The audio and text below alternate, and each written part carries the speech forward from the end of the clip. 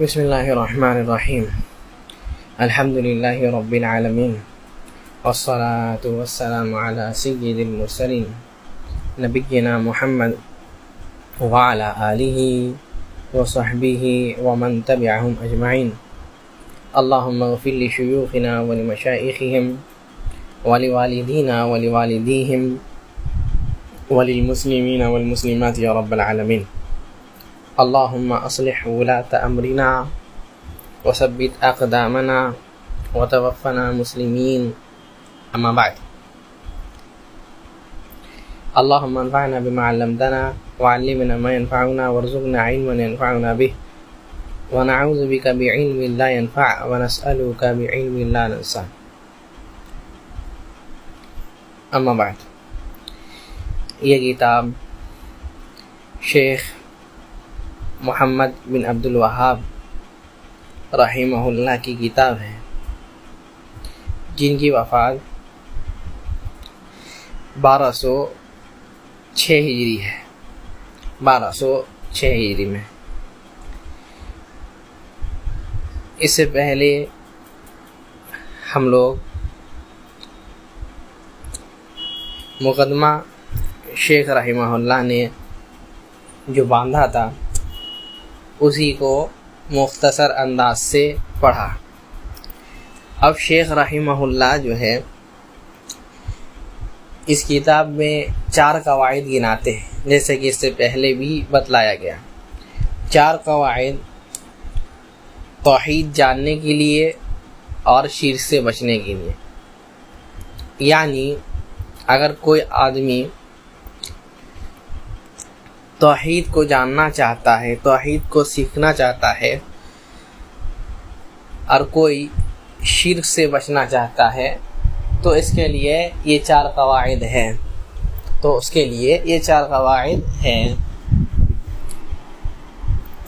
شیخ رحمہ اللہ کہتے ہیں اپنی کتاب میں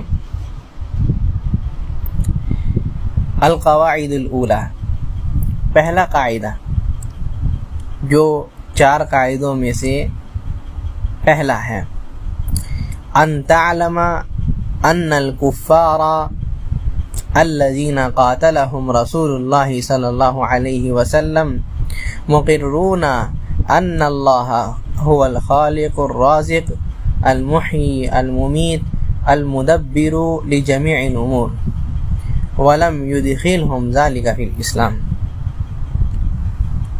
شیخ رحمہ اللہ کہتے ہیں کہ جان لو یہ بات، یہ پتہ ہونی چاہیے کہ کفار لوگ جن سے اللہ کے رسول صلی اللہ علیہ وسلم نے قتال کیا، قتال کا مطلب یہ ہے کہ جب وہ لوگ آپ سے لڑنے آئے تو آپ بھی ان سے لڑے، یعنی اپنا بچاؤ کریں، اس کو قتال کہیں گے۔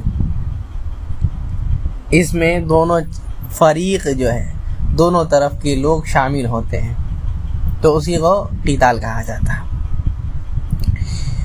تو یہاں شیخ رحمہ اللہ کہتے ہیں کہ کفار جو تھے، کفار قریش، کفار مکہ جو تھے، وہ لوگ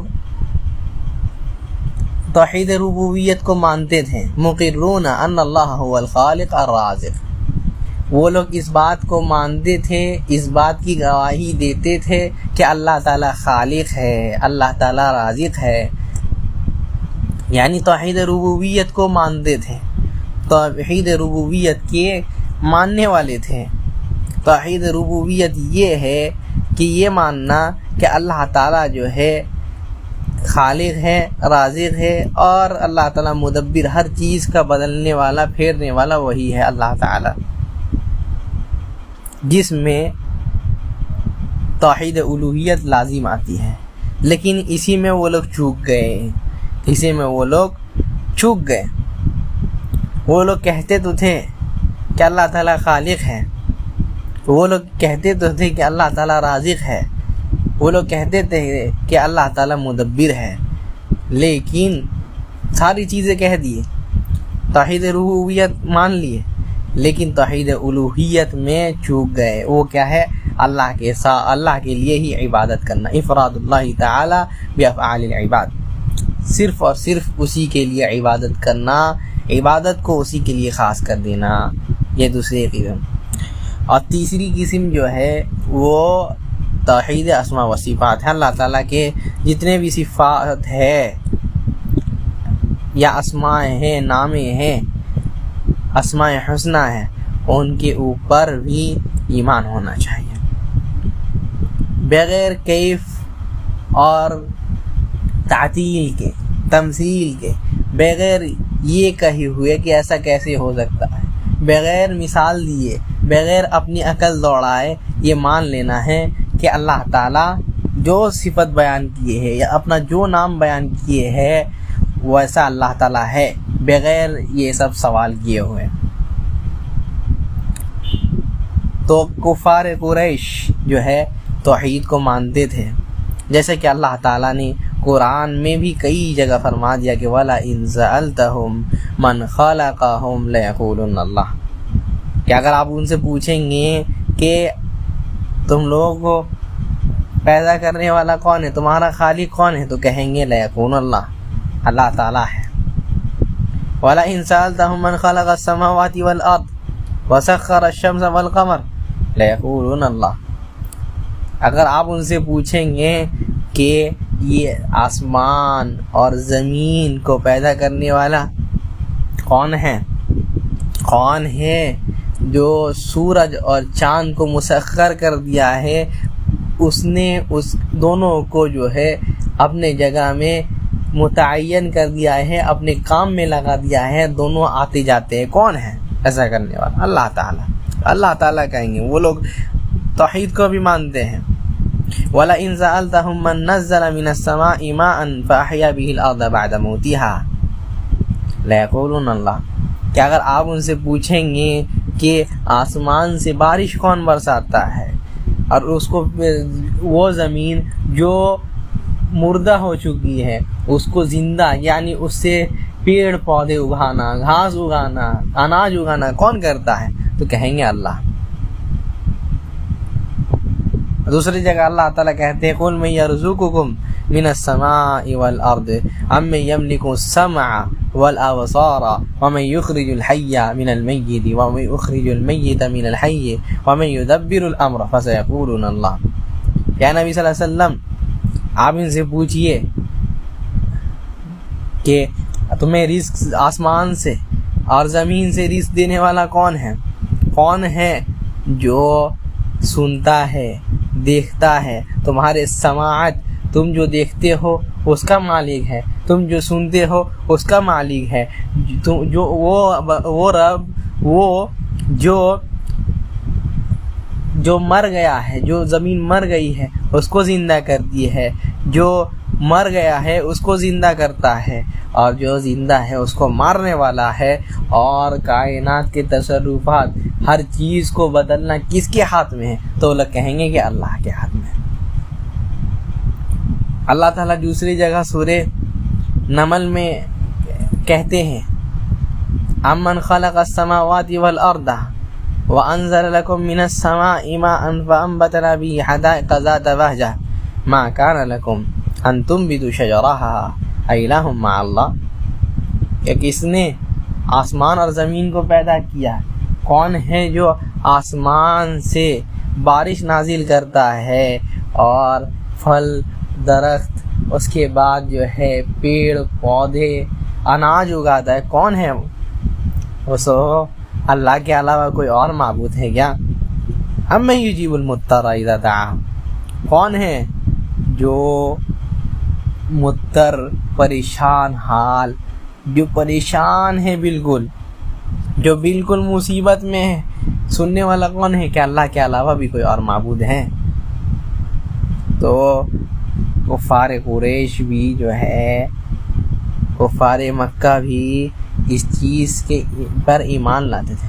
ہاں کچھ لوگ ایسے بھی تھے اس میں کہ جو لوگ نہیں مانتے تھے، جو کہتے تھے ما ہی الا حیاتنا الدنیا نموت ونحیا وما یہلکنا الا الدہر، کچھ لوگ ہیں ایسے جو ربوبیت کو بھی نہیں مانتے، جیسے ہم لوگ کے یہاں بھی کفار ہیں، کافر لوگ ہیں جو ربوبیت کو بھی نہیں مانتے.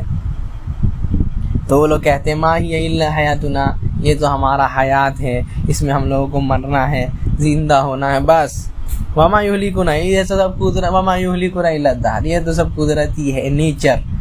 آج نکل بھی گئے ہیں نیچر والے ایتھیسٹ لوگ، کہتے ہیں سب قدرت کا کھیل ہے، وہی لوگ ہیں.